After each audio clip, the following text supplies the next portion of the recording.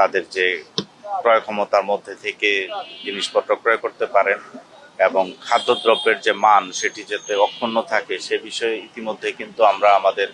জেলা প্রশাসনের উদ্যোগে আমরা একটি সমন্বয় সভা করেছি। সকল বিভাগের আমাদের এখানে আন্তরিক সহযোগিতা এবং তাদের যে কনসেন্ট সেই কনসেন্টই রয়েছে। একই সাথে আমাদের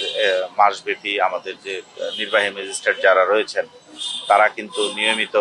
যে ভ্রাম্যমাণ আদালত পরিচালনা করা, এছাড়াও আমাদের সরকারের অত্যন্ত গুরুত্বপূর্ণ দুটি দপ্তর রয়েছে।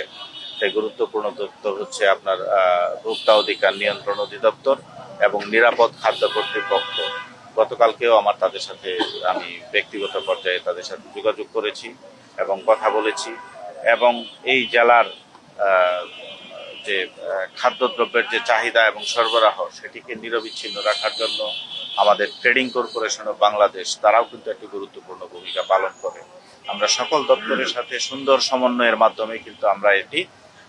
পরিচালনা করছি এবং সবচেয়ে বড় এবং সবচেয়ে গুরুত্বপূর্ণ যে জায়গাটি সেটি হচ্ছে আমাদের এই জেলার ব্যবসায়ী সম্প্রদায়। আমি তাদের প্রতি আকুল আবেদন এবং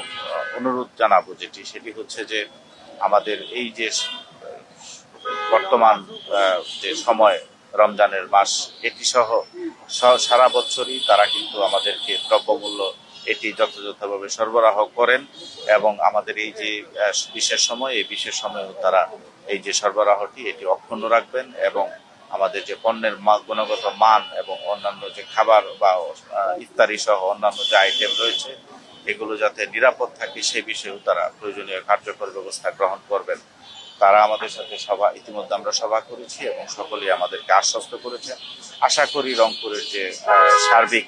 বাজার ব্যবস্থা এবং বাজারের যে মনিটরিং এটি অত্যন্ত চমৎকার হবে এবং আমরা আমার এখানে যারা রংপুরবাসী যারা রয়েছেন তাদেরকে আমরা একটি সুন্দর একটি মাস এবং বাজার ব্যবস্থাটি চমৎকারভাবে আমরা অব্যাহত রাখতে পারবো বলে আশা করছি। আমরা এই সিটি কর্পোরেশন এলাকায় 60টি এইরকম আমাদের সুলভ মূল্যে আর কি আমরা প্রাণীজ আমিষ সরবরাহের জন্য এই আমাদের এই জনগণকে যাতে সহজেই সুলভ মূল্যে এবং